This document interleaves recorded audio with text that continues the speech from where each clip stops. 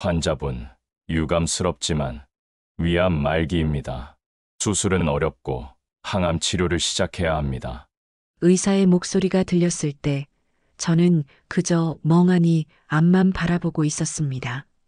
진료실 창문 너머로 보이는 하늘이 유난히 파랬던 게 기억납니다. 말기라는 단어가 귓가에 맴돌았지만 실감이 나지 않더군요. 보호자분과 상의하셔야 합니다. 치료 계획을 세우려면 가족분들이 함께 오셔야 해요. 의사가 다시 말했습니다.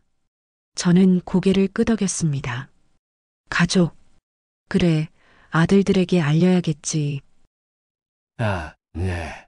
알겠습니다. 제 목소리가 참 작게 들렸습니다. 진료실을 나서는 발걸음이 무겁더군요.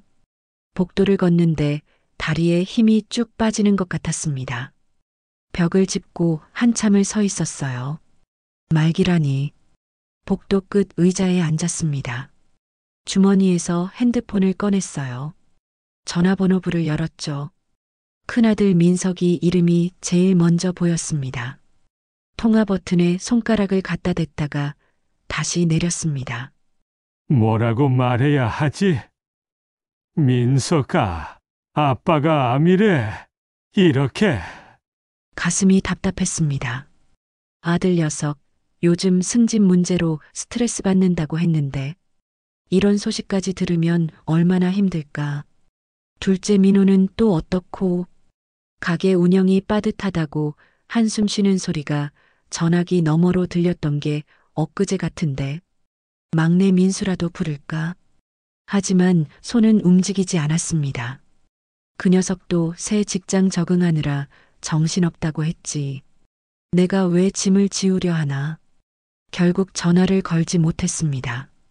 핸드폰을 주머니에 도로 넣고 천천히 일어났어요. 병원 로비를 지나 밖으로 나왔습니다. 11월의 찬바람이 뺨을 스쳤습니다. 집으로 돌아가는 버스 안 창밖 풍경이 흐릿하게 지나갔습니다. 사람들은 각자의 일상을 살고 있더군요. 출근하는 젊은이들, 장을 보러 가는 아주머니들, 유모차를 끄는 엄마들, 모두 바쁘게 움직이고 있었습니다. 나만 멈춰 있는 것 같았어요. 집에 도착했습니다. 열쇠로 문을 열고 들어서니 텅 빈 거실이 저를 맞이했습니다. 아내가 떠난 지 벌써 10년이 지났는데 아직도 이 적막함에 익숙해지지 않더군요. 신발을 벗고 방으로 들어갔습니다. 책상 서랍을 열었어요. 그 안에는 낡은 가계부가 있었습니다. 까만색 표지에 가계부라고 손으로 쓴 글씨가 희미하게 남아 있었죠. 펼쳐봤습니다. 1995년 3월 15일. 민석이 고등학교 입학금 50만 원. 공사장에서 야간 작업을 해서 모은 돈이었습니다.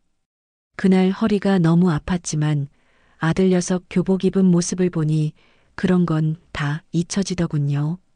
1998년 6월 20일. 민호 대학 등록금 300만 원. 친구한테 돈을 빌렸습니다. 체면 구기고 빌었던 돈이었어요. 하지만 아들이 대학 합격증을 들고 왔을 때 그 모든 게 보람으로 느껴졌습니다. 2005년 11월 3일. 민호 결혼 자금 500만 원. 허리 디스크가 재발했는데도 참고 일했습니다. 결혼식 날 아들이 신부 손을 잡고 입장하는 모습을 보며 눈물을 삼켰던 기억이 납니다. 2010년 2월 8일. 민수 회사 보증금 300만 원. 아내가 세상을 떠난 직후였습니다. 슬퍼할 겨를도 없이 막내 녀석 사회생활 준비를 도와야 했죠. 병원비를 아껴서 마련한 돈이었습니다. 페이지를 넘길 때마다 아들들의 얼굴이 떠올랐습니다. 어렸을 때 민석이는 제 등에 엎여 잠들곤 했어요. 아빠 나 태워줘 하며 졸라대던 모습이 아직도 생생합니다. 민호는 축구를 좋아해서 학교 운동장에 함께 가서 공을 차주곤 했죠. 막내 민수는 제일 애교가 많았습니다. 아빠 최고 하며 제 목에 매달리던 녀석. 언제부터였을까요? 아들들이 저를 찾지 않게 된 게 아니, 내가 먼저 거리를 뒀나? 아빠는 괜찮으니까 너희들 일이나 열심히 해. 늘 이렇게 말했으니까요. 짐 되기 싫었거든요. 자식들에게 가계부를 천천히 덮었습니다. 책상 위에 놓인 달력을 봤어요. 11월 25일. 제 생일까지 이틀 남았더군요. 75세. 참 많이도 살았습니다. 창밖으로 해가 지고 있었습니다. 주황빛 노을이 방안을 물들였어요. 예쁜 노을이었지만 가슴 한편이 서늘했습니다. 핸드폰을 다시 꺼냈습니다. 아들들 이름을 하나씩 눌러봤어요. 민석, 민호, 민수. 하지만 역시 통화 버튼은 누르지 못했습니다. 이 녀석들 지금쯤 뭐 하고 있을까? 퇴근길 차 안에서 피곤해하고 있을까? 저녁 먹으면서 아이들 숙제 봐주고 있을까? 아내와 텔레비전 보면서 웃고 있을까? 그래, 그렇게 살아. 행복하게 살아. 아빠 걱정은 하지 말고. 가계부를 가슴에 꼭 안았습니다. 종이의 까슬까슬한 감촉이 손에 느껴졌어요. 이 안에 제 인생이 다 담겨 있더군요. 아들들을 위해 살았던 모든 날들이. 그걸로 됐어. 후회는 없어. 하지만 눈가가 뜨거워지는 건 어쩔 수 없었습니다. 방 안에 어둠이 내렸습니다. 불을 켜지 않았어요. 그냥 어둠 속에 앉아 있고 싶었습니다. 내일은 병원에 다시 가야겠지. 항암 치료 일정을 잡아야 하니까. 혼자서. 다음 날 아침 눈을 떴습니다.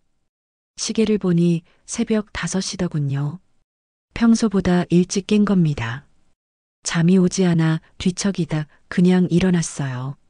세수를 하고 거울을 봤습니다. 수척해진 얼굴이 낯설었어요. 언제부터 이렇게 늙었나 싶더군요. 흰 머리카락 사이로 비치는 두피, 깊게 파인 눈가주름, 까칠하게 자란 수염.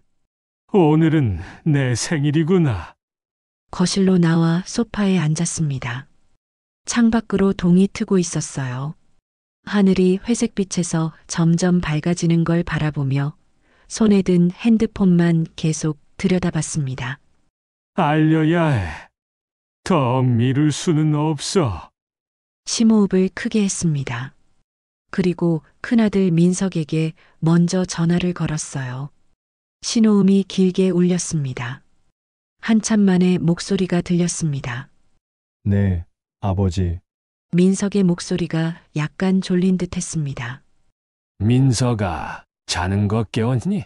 미안하다. 아니요, 일어나려던 참이었어요. 무슨 일이세요? 전화기 너머로 이불 스치는 소리가 들렸어요. 아마 침대에서 일어나는 모양이었죠. 저기, 아빠가 병원에 다녀왔는데. 병원이요? 어디 아프세요? 목소리에 약간의 긴장이 실렸습니다. 하지만 어딘가 형식적으로 느껴졌어요. 위암이래. 말기라고 하더라. 잠시 침묵이 흘렀습니다. 전화기 너머로 숨소리만 들렸어요. 뭐라고요? 위암이요? 말기라니. 그게 무슨... 아버지, 큰일이네요. 어떡하죠? 제가 병원 한번 알아볼게요. 큰 병원으로 옮기셔야 할 것 같은데. 민석의 목소리가 빨라졌습니다. 당황한 게 느껴졌어요. 괜찮다. 담당 의사가 좋은 분이시더라. 이미 치료 계획도. 아버지, 죄송한데 제가 지금 회사 가야 해서요. 오늘 중요한 프레젠테이션이 있어서 늦으면 안 되거든요. 저녁에 다시 전화드릴게요. 일단 너무 걱정하지 마시고. 차 시동 거는 소리가 들렸습니다. 그래, 알았다. 일 열심히 해라. 네, 아버지. 나중에 통화해요. 뚝 전화가 끊어졌습니다. 핸드폰을 무릎 위에 내려놓았어요. 가슴이 텅 빈 것 같았습니다. 그래도 괜찮아. 민석이는 원래 일 때문에 바쁜 아이니까. 잠시 후 둘째 민호에게 전화를 걸었습니다. 아버지, 안녕하세요? 민호의 목소리는 조금 더 침착했습니다. 민호야, 아버지다. 형한테도 얘기했는데 아빠가 위암이래. 병원에서 말기라고. 네? 위암이요? 아버지, 이거 큰일인데. 형님은 뭐래요?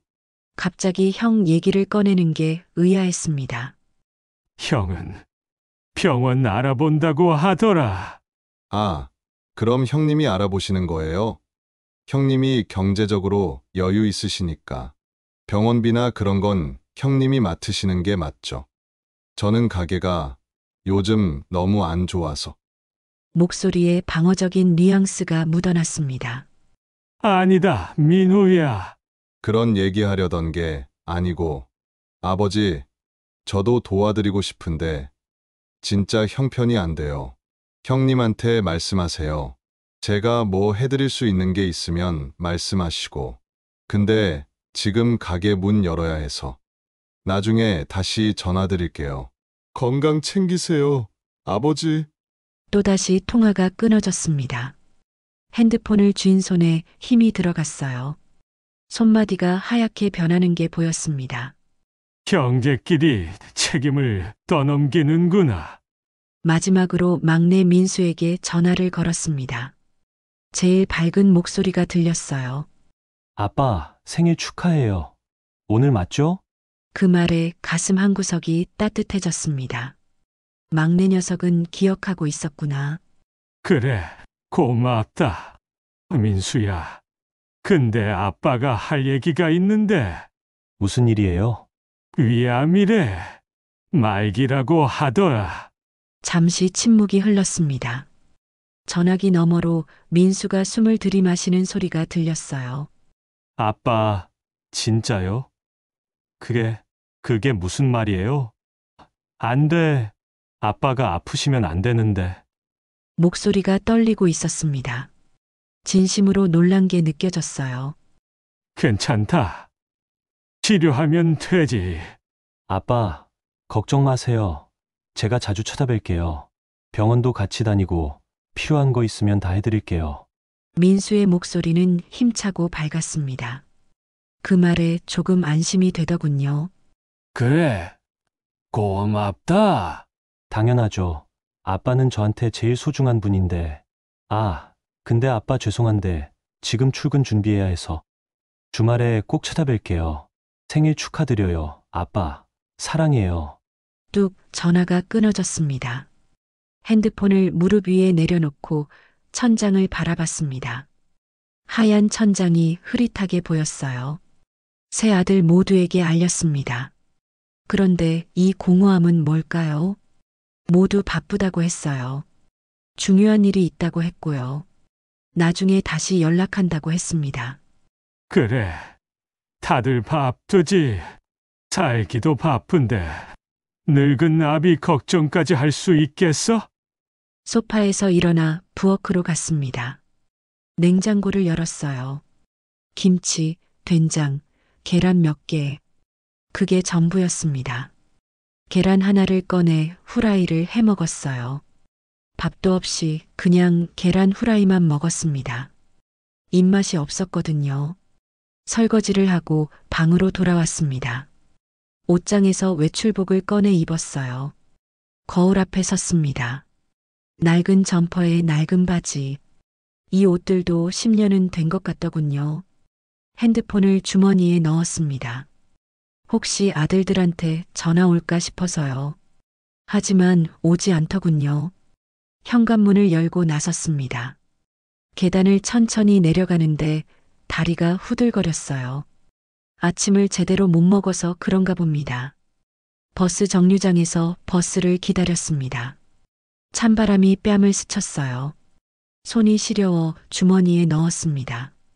내 생일인데 혼자 병원 가는구나. 버스가 왔습니다. 올라타서 맨 뒷자리에 앉았어요. 창밖 풍경이 지나갔습니다.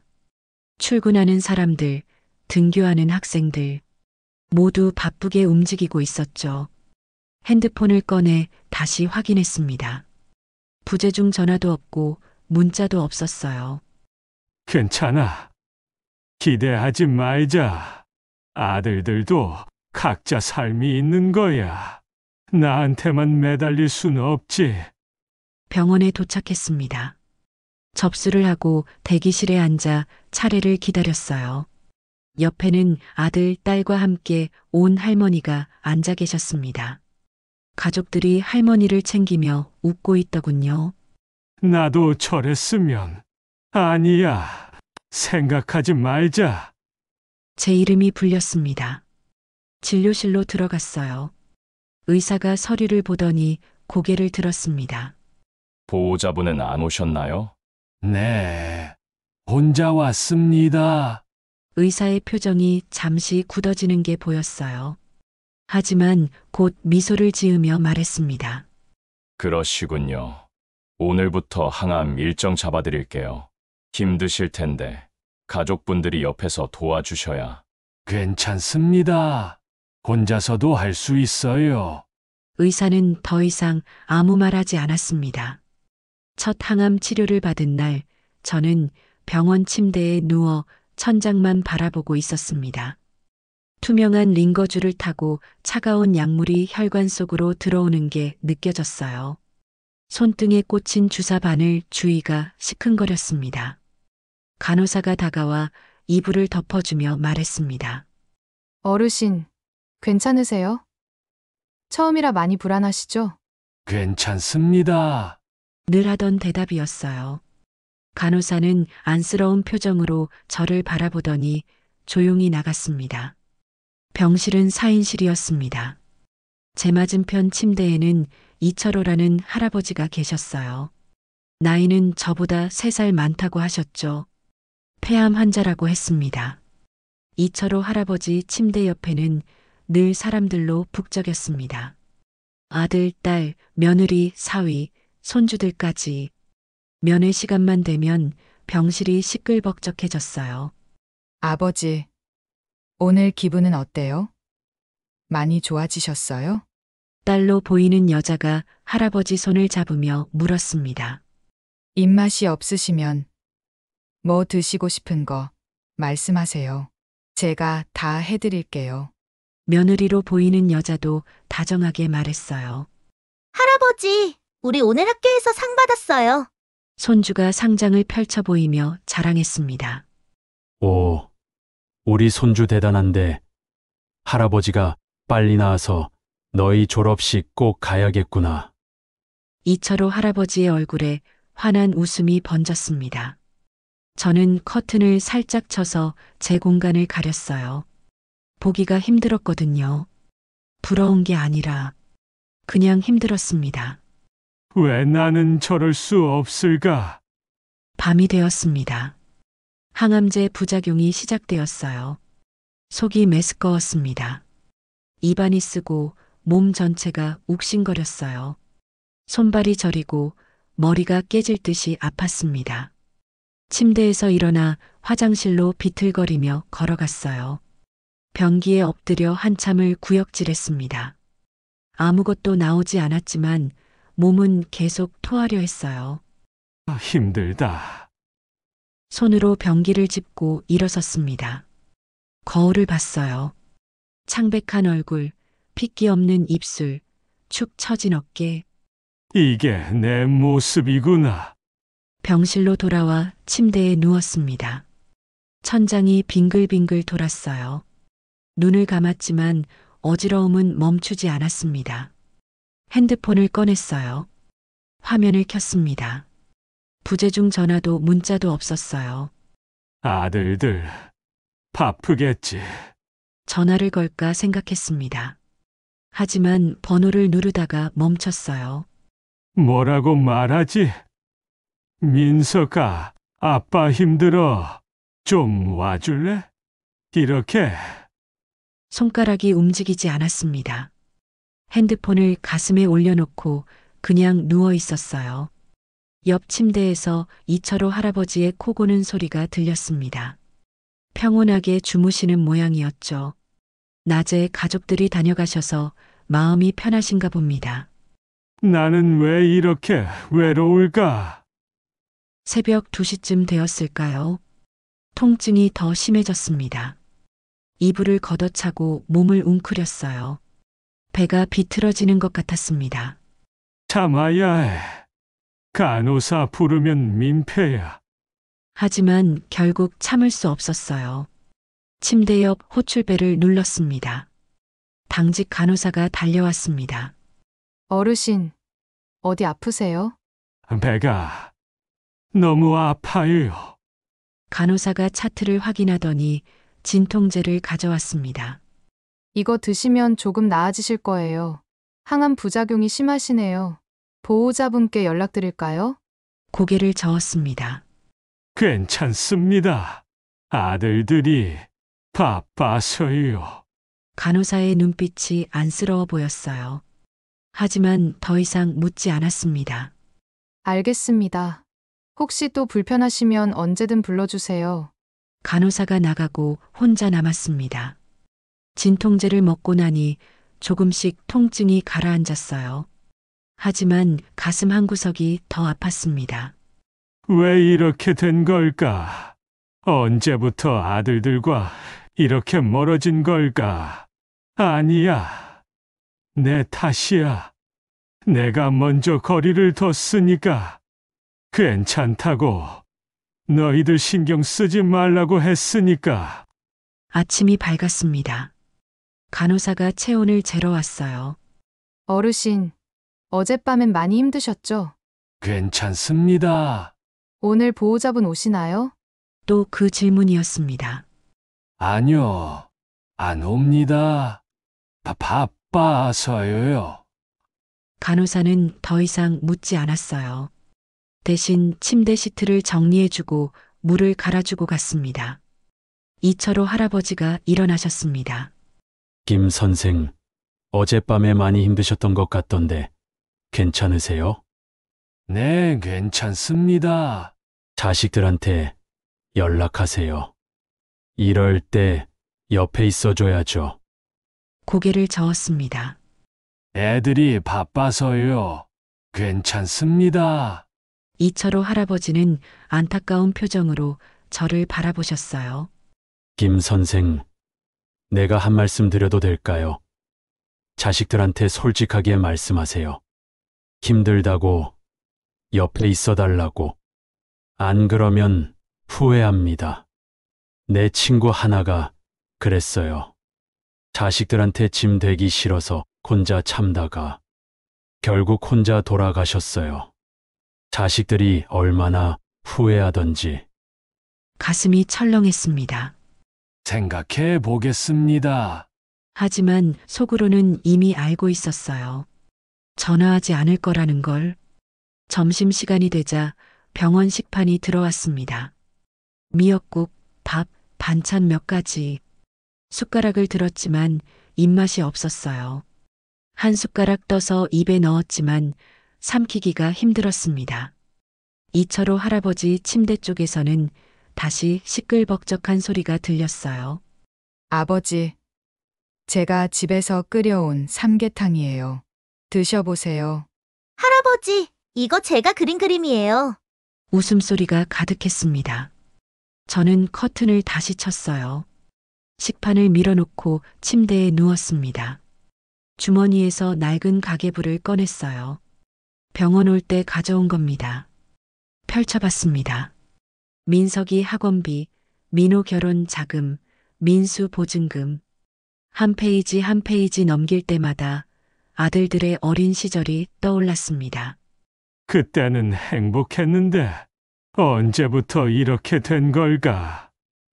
가계부를 가슴에 꼭 안았습니다. 종이에 까슬까슬한 감촉이 느껴졌어요. 이 녀석들 잘 살고 있겠지. 그걸로 됐어. 하지만 눈물이 흘러내렸습니다. 멈출 수가 없었어요. 나는 끝까지 혼자 견딜 수 있을까? 항암 치료를 시작한 지 한 달이 지났습니다. 머리카락이 빠지기 시작했어요. 아침마다 베개에 떨어진 머리카락을 보며 한숨을 쉬었습니다. 거울 속 제 모습은 점점 낯선 사람처럼 느껴졌죠. 입맛도 계속 없었어요. 간호사가 가져온 식사를 반도 먹지 못했습니다. 몸무게가 줄어드는 게 느껴졌어요.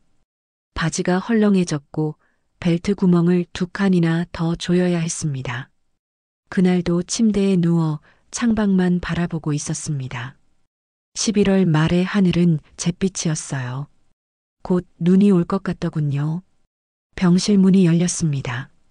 간호사인 줄 알았는데 익숙한 목소리가 들렸어요. 아버지, 고개를 돌렸습니다. 막내 민수가 서 있었어요. 한 달 만이었습니다. 민수야. 목소리가 떨렸습니다. 반가웠거든요. 정말 오랜만에 느끼는 감정이었어요. 민수가 침대 옆으로 다가왔습니다. 제 얼굴을 보더니 표정이 굳어지는 게 보였어요. 아버지, 많이 수척해지셨네요. 괜찮다. 치료받으면 나아지겠지. 민수는 가져온 봉지를 침대 옆 탁자에 놓았습니다. 과일이랑 영양제 샀어요. 잘 드세요. 고맙다. 민수가 의자를 당겨 앉았어요. 하지만 눈은 저를 보지 않았습니다. 핸드폰을 꺼내 화면을 들여다보기 시작했어요. 뭐 하는 거지? 저는 민수를 바라봤습니다. 아들은 계속 핸드폰만 들여다보고 있었어요. 손가락으로 화면을 빠르게 스크롤하더군요. 아버지, 진짜 죄송해요.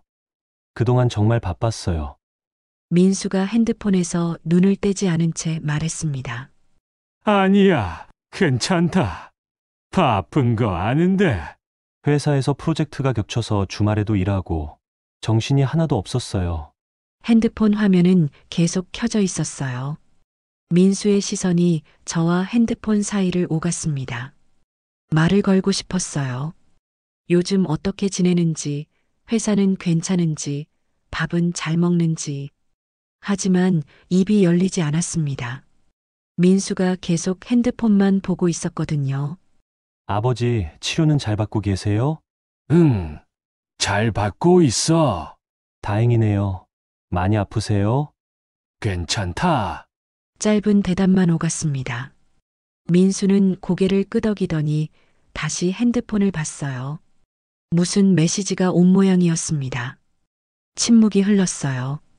병실 시계의 초침 소리만 째깍째깍 들렸습니다. 얼마나 지났을까요? 민수의 핸드폰이 울렸습니다.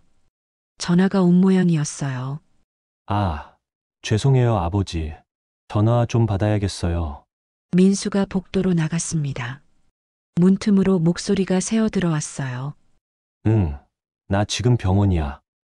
아버지 면회 왔어. 어? 진짜? 그거 대박인데? 웃음소리가 들렸습니다. 밝고 활기찬 목소리였어요. 아까 나한테 했던 목소리와는 달랐습니다. 민수가 다시 들어왔습니다.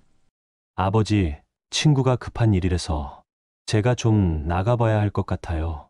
이제 10분도 안 됐는데 그래, 가봐. 바쁘면 무리하지 말고. 정말 죄송해요. 다음에 꼭 다시 올게요. 민수가 일어섰습니다. 봉지를 가리키며 말했어요.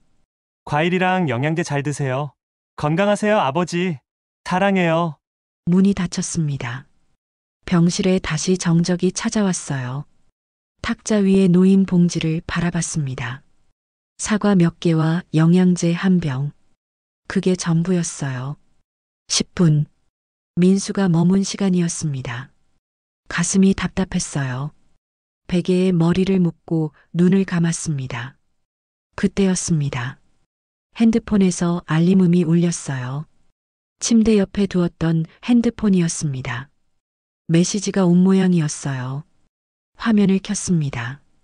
단체 문자였습니다. 발신자는 민수, 수신자는 민석과 민호. 아, 형제 단톡방이구나. 읽지 말아야 했어요. 하지만 눈이 저절로 움직였습니다. 아버지 병원 다녀왔어.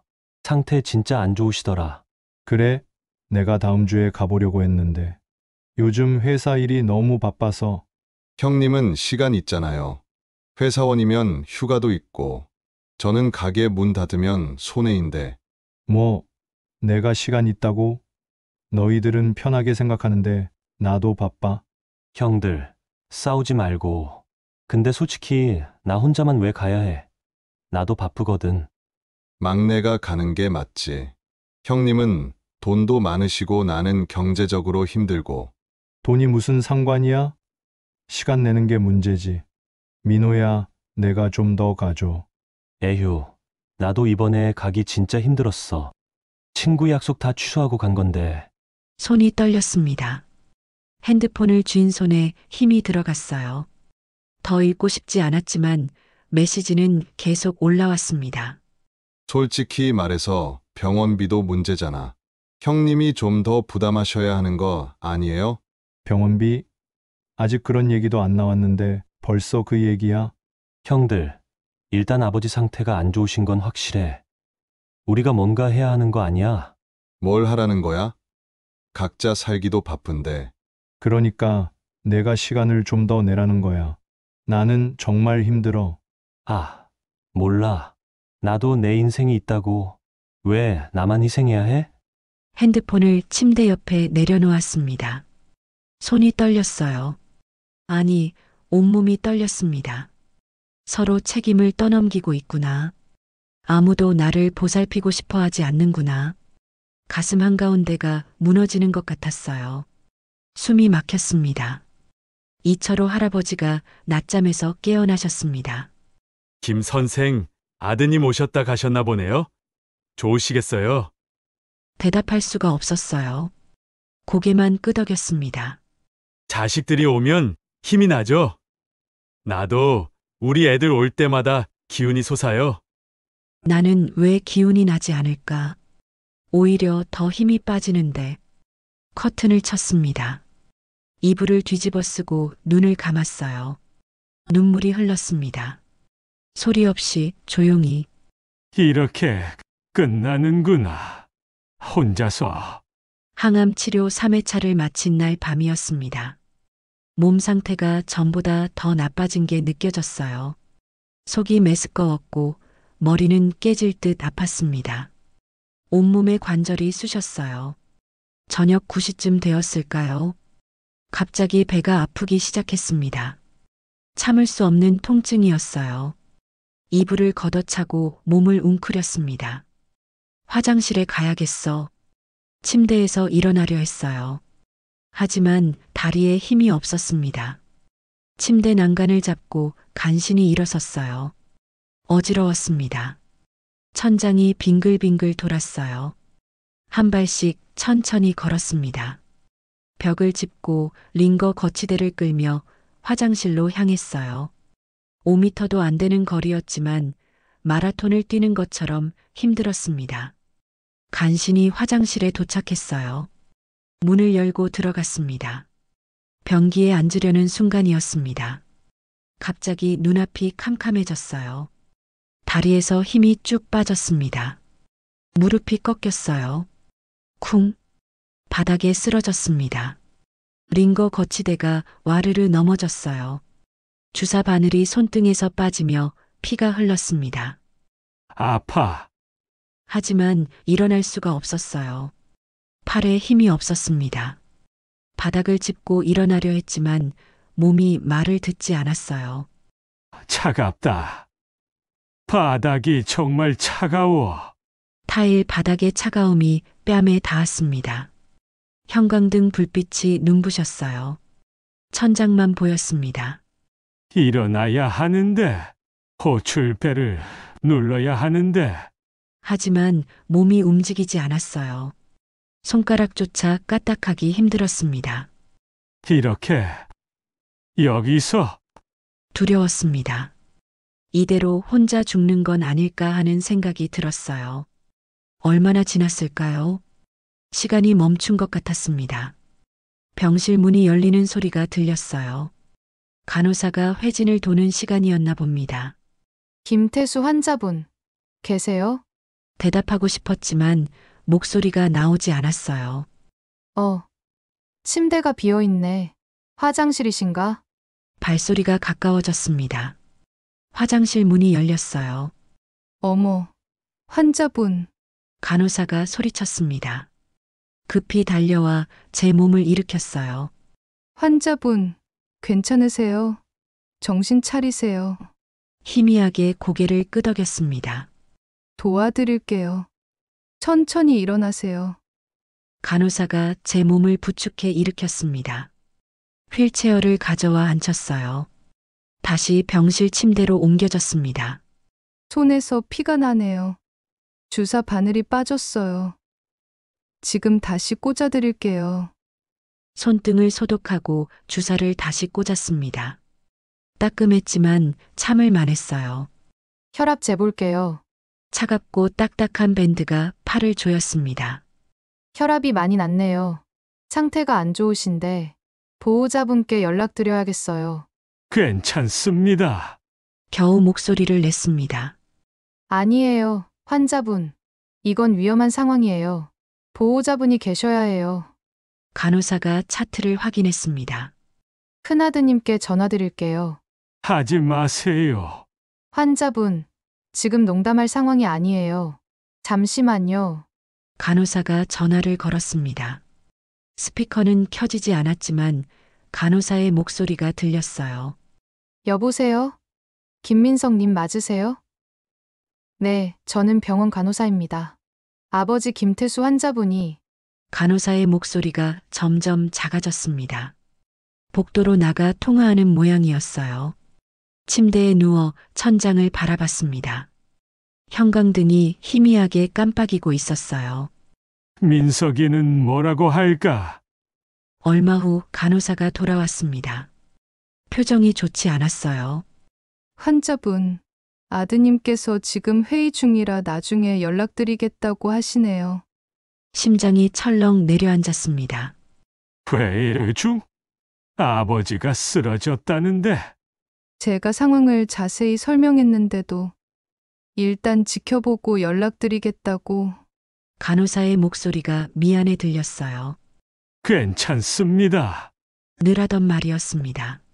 환자분, 저희가 계속 지켜볼게요. 걱정 마세요. 간호사가 나갔습니다. 혼자 남았어요. 천장을 계속 바라봤습니다. 천장에 얼룩이 보였어요. 오래된 건물이라 그런지 곳곳에 갈라진 자국이 있었습니다. 회의 중이라고, 나중에 연락한다고, 가슴이 무너지는 것 같았어요. 아니, 이미 무너졌습니다. 이제 알겠어.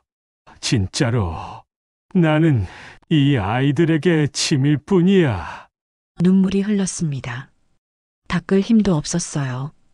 그냥 흘러내리게 두었습니다. 옆 침대에서 이철호 할아버지의 코 고는 소리가 들렸습니다.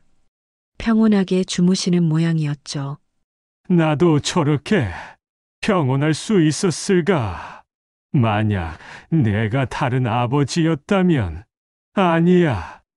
이미 늦었어. 핸드폰을 집어들었습니다. 화면을 켰어요. 민석에게 전화가 한 통 왔더군요. 부재중 전화였습니다. 아, 받지 못했구나. 쓰러져 있었으니까. 다시 전화하지는 않더군요. 문자도 없었어요. 손에 힘을 주어 핸드폰을 쥐었습니다. 화면에 금이 갈 것처럼 세게 쥐었어요. 이렇게 끝나는구나. 혼자서 아무도 없이. 창밖에서 바람 소리가 들렸습니다. 11월 마지막 주의 밤바람이었어요. 차갑고 쓸쓸한 소리였습니다. 눈을 감았습니다. 더 이상 천장을 보고 싶지 않았어요. 언제부터였을까? 이렇게 된 게. 언제부터 나는 이 아이들에게 짐이 되어버린 걸까? 아니야. 처음부터 그랬을지도 몰라. 내가 몰랐을 뿐이지. 괜찮다고만 했는데. 혼잣말이 새어나왔습니다. 왜 이렇게 됐을까? 대답은 없었습니다. 병실의 정적만이 저를 감쌌어요. 더 이상 기대하지 말자. 더 이상 전화하지 말자. 이제는 정말 혼자 가야 하는구나. 다음 날 아침 몸 상태는 더 나빠졌습니다. 일어나기가 힘들었어요. 간호사가 와서 체온을 재고 혈압을 쟀습니다. 환자분, 열이 있으시네요. 38.5도예요. 열이 나는구나. 그래서 이렇게 몸이 무거운 거였어. 주치의 선생님께 보고 드릴게요. 오늘은 푹 쉬세요. 간호사가 나갔습니다. 침대에 누워 있는데 문득 생각이 들었어요. 한 번만 더 아이들 목소리를 듣고 싶다고 핸드폰을 집어들었습니다. 떨리는 손으로 큰아들 민석의 번호를 눌렀어요. 신호음이 길게 울렸습니다. 한 번, 두 번, 세 번. 받지 않았습니다. 끊어졌어요. 음성 메시지로 연결되었습니다. 고객님께서 전화를 받지 않습니다. 삐 소리 후에 전화를 끊었습니다. 둘째 민우에게 걸었어요. 역시 신호음만 길게 울렸습니다. 한 번, 두 번, 세 번, 네 번. 이것도 음성 메시지로 넘어갔어요. 손이 떨렸습니다. 마지막으로 막내 민수에게 전화했습니다. 제발, 이번엔 받아줘. 신호음이 울렸어요. 한 번, 두 번, 또 음성 메시지였습니다. 핸드폰을 가슴 위에 올려놓았습니다. 무거웠어요. 작은 물건인데 천근만근 같았습니다. 아무도 받지 않는구나. 메시지를 남겨야겠어. 그래, 메시지라도. 손가락으로 문자를 작성하기 시작했습니다. 떨리는 손으로 천천히. 민서가 아빠야. 쓰다가 멈췄어요. 뭐라고 써야 할까? 병원에 와줄래? 이렇게 쓸까? 너무 힘들다. 이렇게 쓸까? 하지만 손가락은 다른 글자를 눌렀습니다. 괜찮다. 너무 아픈 거 아는데 병원 올 필요 없다. 아빠는 괜찮으니까. 전송 버튼을 눌렀어요. 민우에게도 같은 내용을 보냈습니다. 민수에게도 세 통의 메시지를 보내고 나니 기운이 쭉 빠졌습니다. 이게 마지막이야. 더 이상 연락하지 않을 거야. 핸드폰을 침대 옆 서랍에 넣었어요. 다시는 꺼내지 않을 것처럼 깊숙이 밀어 넣었습니다. 서랍 안에서 낡은 가계부가 보였어요. 꺼냈습니다. 표지의 글씨가 희미하게 남아 있었죠. 펼쳤어요. 첫 페이지. 1995년. 민석이 고등학교 입학금 50만 원. 공사장 야간 작업으로 모음. 그때가 생각났습니다. 허리가 아파 꼼짝도 못하던 날 민석이가 교복을 입고 웃던 모습. 아빠 고마워요. 하던 그 목소리. 두 번째 페이지. 1998년. 민호 대학 등록금 300만 원. 친구에게 빌림. 체면을 구기고 빌었던 돈이었어요. 형님, 제발 좀 도와주세요. 아들 대학 보내야 해서요. 고개를 숙이고 부탁했던 기억. 민호가 합격증을 들고 왔을 때의 기쁨. 세 번째 페이지. 2005년. 민호 결혼 자금 500만 원. 허리 디스크 재발했지만 참고 일함. 결혼식 날 민호가 제 손을 꼭 잡으며 말했었죠. 아버지, 제대로 효도하지도 못했는데 이렇게 많이 주시고 정말 감사합니다. 눈물을 글썽이던 아들의 얼굴. 페이지를 넘길 때마다 추억이 쏟아졌습니다. 민수 회사 보증금 300만 원. 병원비 아껴서. 민석이 아들 돌잔치 축하금 100만 원. 민호 가게 개업 자금 200만 원. 민수차 구입 보조금 150만 원. 빼곡히 적힌 숫자들, 날짜들, 메모들. 이 안에 제 인생이 다 있었어요. 아들들을 위해 살았던 모든 날들이. 마지막 페이지를 펼쳤습니다. 빈 페이지였어요. 아직 아무것도 쓰지 않은. 볼펜을 들었습니다. 손이 떨렸지만 글씨를 쓰기 시작했어요. 2024년 11월 28일 뭐라고 써야 할까? 손이 저절로 움직였습니다. 이렇게 살았는데 더 이상 쓸 수가 없었어요. 눈물이 뚝뚝 떨어져 종이를 적셨습니다. 가계부를 가슴에 꼭 안았습니다. 흐느낌이 터져 나왔어요. 이렇게 살았는데 소리 없이 울었습니다. 이불을 뒤집어 쓰고 소리가 새어나가지 않게 입을 막으며 울었어요. 평생을 이 아이들 위해 살았는데 내 인생은 없었어. 오직 이 아이들만 생각하며 살았어. 아픈 것도 참고 힘든 것도 견디고 먹고 싶은 것도 참으며 살았어. 그런데 이제는 짐이 되어버렸구나. 울음이 멈추지 않았습니다. 가슴이 찢어지는 것 같았어요. 얼마나 울었을까요? 목이 쉬어 소리도 나오지 않았습니다. 눈이 퉁퉁 부었어요. 가계부를 다시 펼쳤습니다. 떨리는 손으로 마지막 페이지에 계속 썼어요.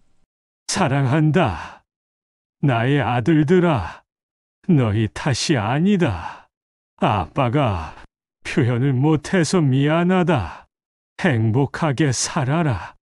마침표를 찍고 볼펜을 내려놓았습니다. 가계부를 덮었어요. 서랍 깊숙이 넣었습니다. 핸드폰 옆에 더 이상 꺼내지 않을 거야. 더 이상 연락하지 않을 거야. 이제 정말 혼자 가는 거야. 창밖으로 눈이 내리기 시작했습니다. 올 겨울의 첫눈이었어요. 하얗게 쌓여가는 눈을 바라봤습니다. 예쁘네. 하지만 가슴은 눈보다 더 차가웠습니다. 누워서 눈을 감았어요. 더 이상 아무것도 보고 싶지 않았습니다. 이제 포기하자. 기대하지 말자. 바라지 말자. 그냥 이대로 끝내자. 이틀 후 새벽이었습니다. 간호사가 급히 제 상태를 확인했어요. 체온계를 보더니 표정이 굳어졌습니다. 환자분, 열이 40도예요. 지금 당장 중환자실로 옮겨야겠어요. 의식이 흐릿했습니다. 천장이 빙글빙글 돌았어요. 간호사의 목소리가 멀리서 들리는 것 같았습니다. 선생님, 김태수 환자 상태 급격히 악화됐어요. 의사가 달려왔습니다. 제 눈꺼풀을 들춰보고 맥박을 재고 심장 소리를 들었어요. 지금 당장 중환자실로 빨리! 침대가 움직였습니다.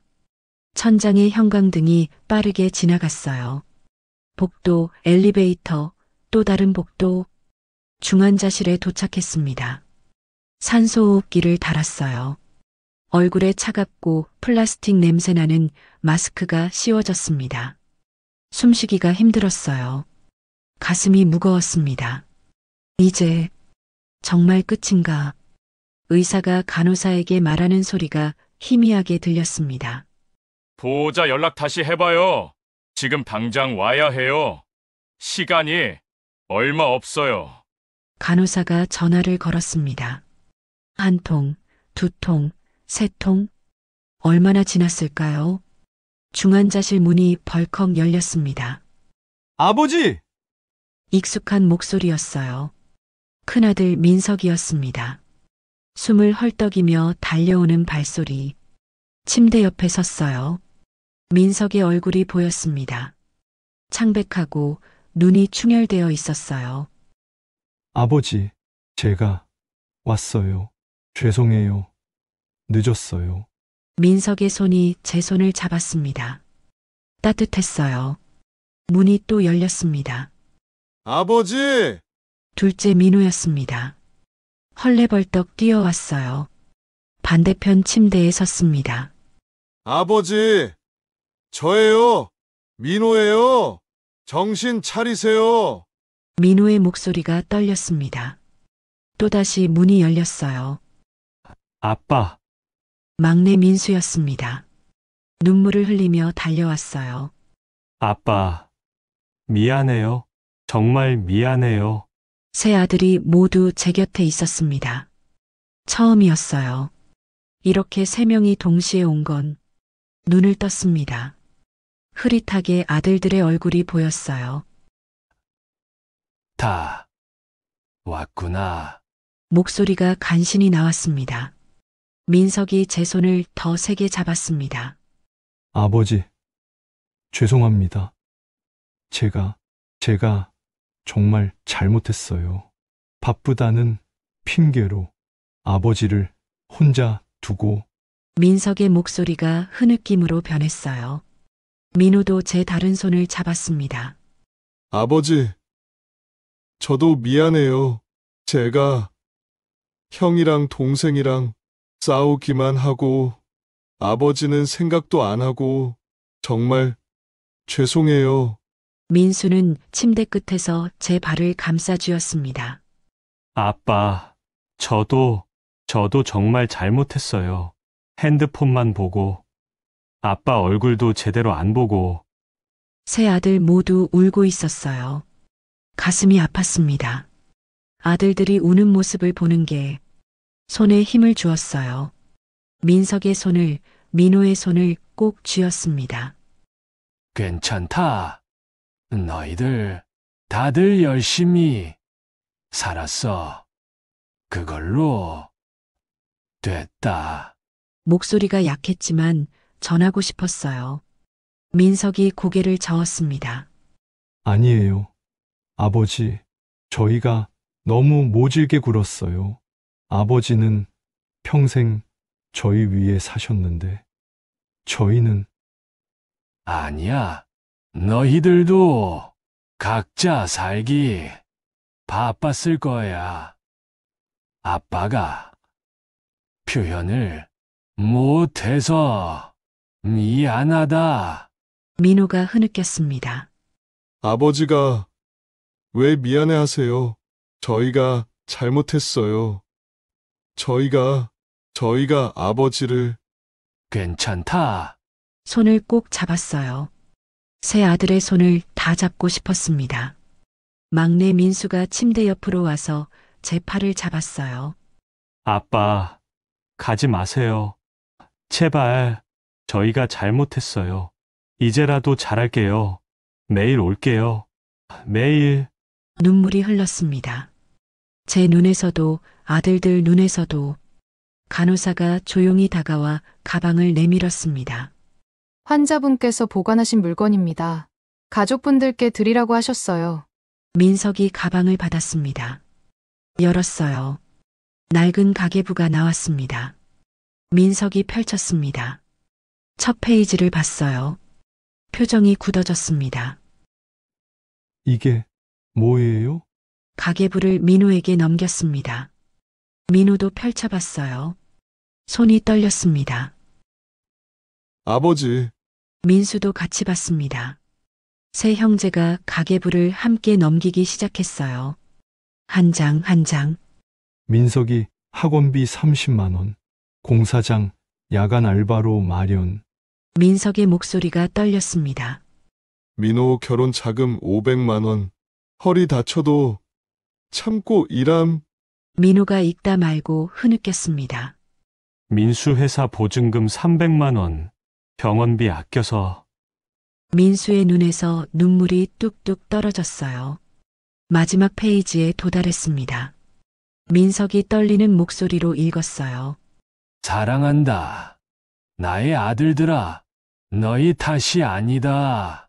아빠가 표현을 못해서 미안하다. 행복하게 살아라. 세 형제가 동시에 무너졌습니다. 아버지, 아버지, 민석이 제 손을 이마에 갖다 댔어요. 뜨거운 눈물이 제 손등에 떨어졌습니다. 아버지, 죄송해요. 정말 죄송해요. 민호는 고개를 숙인 채 목 놓아 울었습니다. 아버지, 저희가 이렇게 몰랐어요. 민수는 제 팔을 꼭 껴안고 흐느꼈습니다. 아빠, 미안해요. 미안해요, 아빠. 저는 새 아들을 바라봤습니다. 흐릿하게 보이는 얼굴들, 미소를 지었어요. 작게 하지만 진심으로. 다 함께 있구나. 고맙다. 아빠는 행복하다. 새 아들의 손을 꼭 쥐었습니다. 마지막 힘을 다해. 서로 원망하지 말고 서로 의지하며 살아라. 그게 아빠의 마지막 소원이다. 민석이 고개를 끄덕였습니다. 네. 아버지, 약속할게요. 민호도 고개를 끄덕였어요. 네, 아버지, 꼭 그렇게 살게요. 민수도 눈물로 대답했습니다. 네. 아빠, 약속해요. 세 아들이 모두 제 곁에 있었습니다. 더 이상 외롭지 않았어요. 평온했습니다. 눈을 감았습니다. 천천히 세 아들의 손을 잡은 채로 마지막으로 미소를 지었습니다. B- 모니터 소리가 길게 이어졌습니다. 아버지! 아버지! 아빠! 세 아들의 목소리가 들렸어요. 멀리서 점점 더 멀어지며. 하지만 괜찮았습니다. 마지막 순간 사랑하는 아들들이 모두 곁에 있었으니까 그걸로 충분했습니다. 장례식장은 조용했습니다. 큰아들 민석, 둘째 민호, 막내 민수, 세 형제는 나란히 앉아 조문객들을 맞이했습니다. 검은 상복을 입은 채 붉게 부은 눈으로. 예전 같았으면 서로 눈도 마주치지 않았을 겁니다. 하지만 지금은 달랐어요. 민석의 손이 민호의 어깨에 놓여 있었고 민수는 형들 사이에 앉아 고개를 숙이고 있었습니다. 조문객 한 분이 영정 앞에 절을 올리고 세 형제에게 다가왔습니다. 아버님, 평생 자식들 위해 사셨어요. 늘 자식 자랑하시더니 자랑스러워 하셨어요. 민석이 고개를 숙였습니다. 저희가 너무 늦게 알았습니다.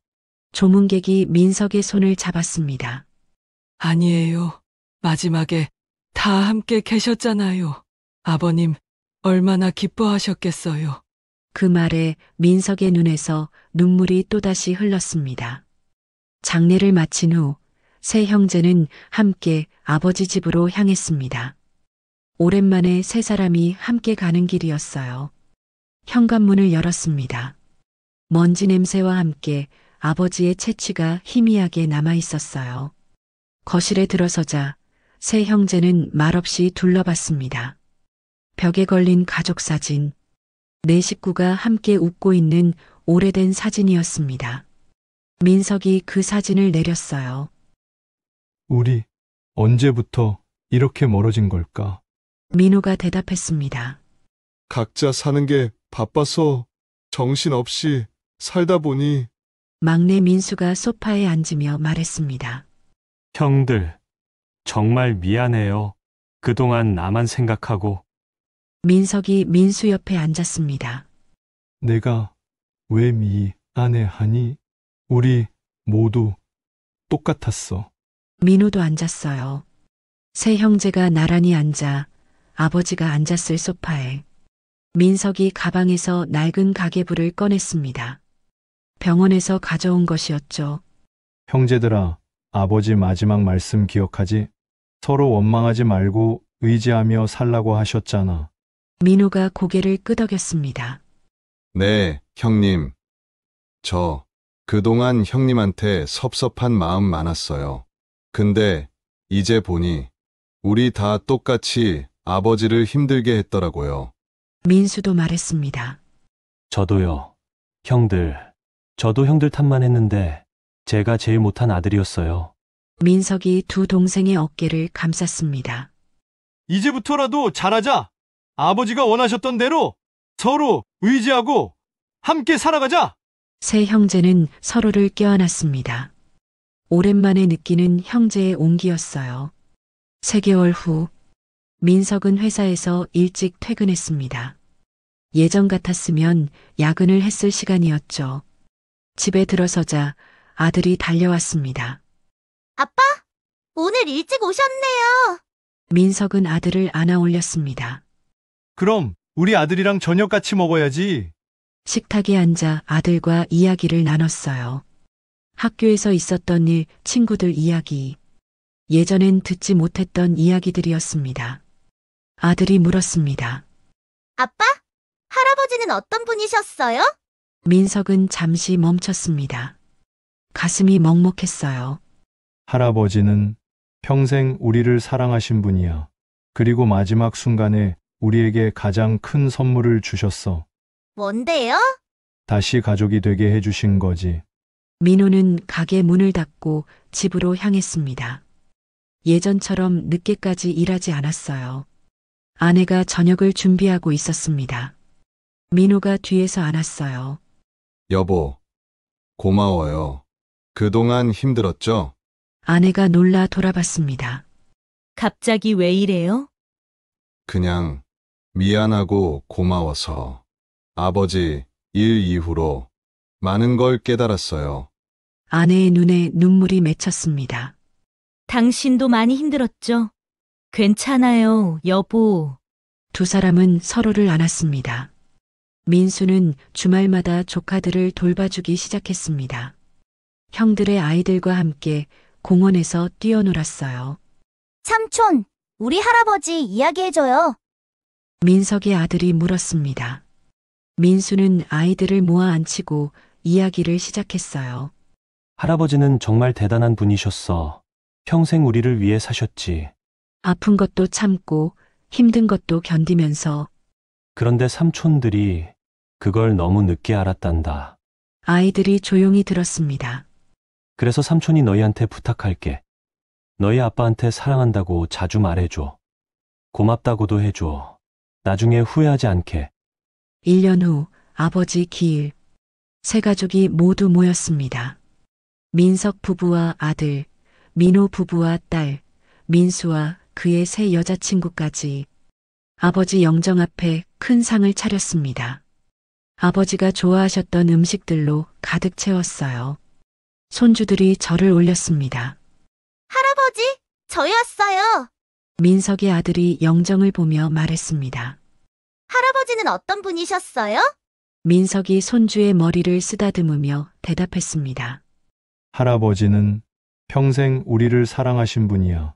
그리고 마지막 순간에 우리에게 가장 큰 선물을 주셨어. 민호가 덧붙였습니다. 할아버지는 돌아가시면서도 우리를 원망하지 않으셨어. 오히려 서로 사랑하라고 하셨지. 민수가 영정을 바라보며 말했습니다. 할아버지, 저희 이제 형제들끼리 정말 잘 지내요. 약속 지키고 있어요. 민석이 낡은 가계부를 꺼냈습니다. 우리 이걸 돌아가면서 보관하는 게 어떨까? 잊지 않기 위해서. 민호와 민수가 고개를 끄덕였습니다. 좋아요, 형님. 세 형제는 서로를 바라보며 미소 지었습니다. 눈가에 눈물이 맺혔지만 그 눈물은 슬픔만이 아니었어요. 감사와 평온이 담긴 눈물이었습니다. 식사를 마치고 온 가족이 둘러앉아 이야기를 나눴습니다. 웃음소리가 가득했어요. 민석은 창밖을 바라봤습니다. 따뜻한 햇살이 들어오고 있었어요. 아버지, 이제야 압니다. 아버지의 사랑이 얼마나 깊었는지, 그리고 그 사랑은 아버지가 떠나신 후에도 우리를 하나로 묶고 있다는 것을. 후회는 있습니다. 물론이죠. 왜 진작 알지 못했을까? 왜 더 자주 찾아뵙지 못했을까? 하지만 그 후회를 평생의 원망으로 삼지 않겠습니다. 대신 더 나은 아들로, 더 나은 아버지로, 더 나은 형제로 살아가겠습니다. 그게 아버지께 드릴 수 있는 마지막 효도니까요. 민호가 민석의 어깨를 두드렸습니다. 형님, 뭐 생각해요? 아버지 생각. 민수도 다가왔습니다. 저도요. 아버지 보고 싶어요. 세 형제는 다시 영정을 바라봤습니다. 영정 속 아버지는 평온하게 미소 짓고 있었습니다. 민석이 조용히 말했습니다. 감사합니다, 아버지. 평온히 쉬세요. 창밖으로 따뜻한 햇살이 쏟아졌습니다. 거실에는 웃음소리가 가득했습니다. 아이들이 뛰어노는 소리, 어른들이 이야기하는 소리, 가족의 소리였습니다. 아버지가 그토록 원하셨던 모습이었어요. 민석은 눈을 감았습니다. 아버지, 저희 행복합니다. 아버지 덕분입니다. 이제 편히 쉬세요. 저희가 잘 살아갈 테니까요. 서로 의지하며 서로 사랑하며 아버지께서 가르쳐 주신 대로